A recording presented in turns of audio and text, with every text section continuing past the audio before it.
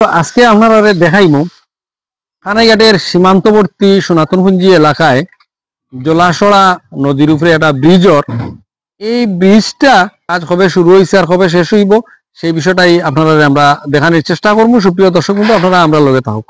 ব্রিজটি যদি আপনাদেরকে দেখানোর চেষ্টা করি, এই দিকে এখানে বেশ কিছু বাড়িঘর রয়েছে, সীমান্ত এলাকা রয়েছে।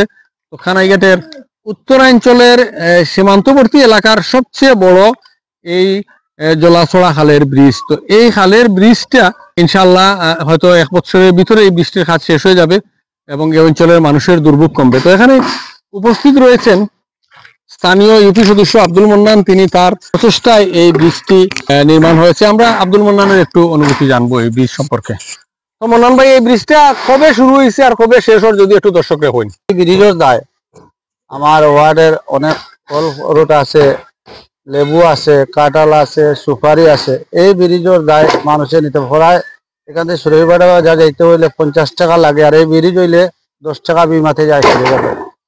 এই ব্রিজের দায় ইনশাল্লাহ সব মানুষও যেই এই ব্রিজের সহযোগিতা করে সবে ইনশাল্লাহ আমার গরিব দুঃখী সবাই দোয়া করিতরা। ব্রিজ কাজ আরম্ভ হয়েছে করে 7 মাস রানিং অবস্থায় চলে, আরো 1-1.5 মাসের ভিতরে আমরা কমপ্লিট হয়ে যাব ইনশাল্লাহ। ব্রিজের সাইডে যে অ্যাপ্রোচ রোড আছে, মাটি বোরাটের কাজ আছে, অনেক কাজ আছে, তো এগুলা কি একসাথে হয়ে যাবে? জি জি জি, এটা মাটি বোরাউট হবে, সোলিং হবে। 2 সাইডে 50% সোলিং আছে, মাটি বোরাউট আছে, সব কমপ্লিট হবে ইনশাল্লাহ।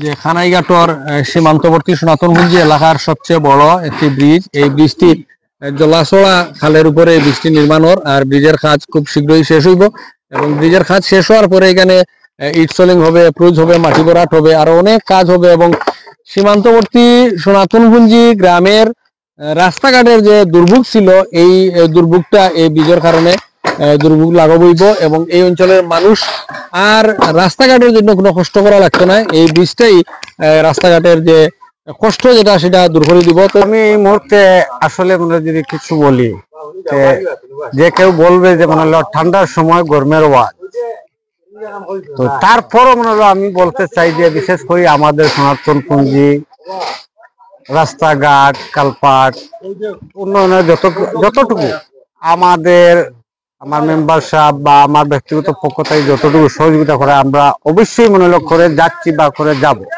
বিশেষ করে আমরা এই ব্রিজটা হওয়ার কারণে আমাদের এখানে প্রায় সনাতনপুঞ্জি 50% মানুষ এই নালার ওপারে। এখান থেকে মানুষ আজ থেকে 2-4 বছর আগে একটা মানুষ যাতায়াতের ব্যবস্থা ছিল না। বিশেষ করে আমার মেম্বার সাহেব সহ আমরা যারাই আছি, আমরা এই এলাকার উন্নয়নের জন্য আমরা সব সময় কাজ করে যাচ্ছি এবং সামনের দিকেও কাজ করে যাব ইনশাল্লাহ। ব্রিজটা আমার কাছে কেমন লাগে? আমরা উপকার করে যাবো উপকার অন্যায় নেই। তো যারা উপকার করডা তারা কিতা কইরা আপনি তারা লাগে দোয়া করডা নি? যারা করডা তারা লাগে দোয়া করডা আপনি? ওই যে জলাছড়া খালের উপরে যে ব্রিজর, তো ব্রিজটার হবারটাই দিলাম হবার আটি আইরা, আর কয়েকদিন পরে তো ব্রিজের উপরে দিয়ে যাইবা। তো এই যে অনুভূতি যেটা, এটা কেমন লাগে আপনার?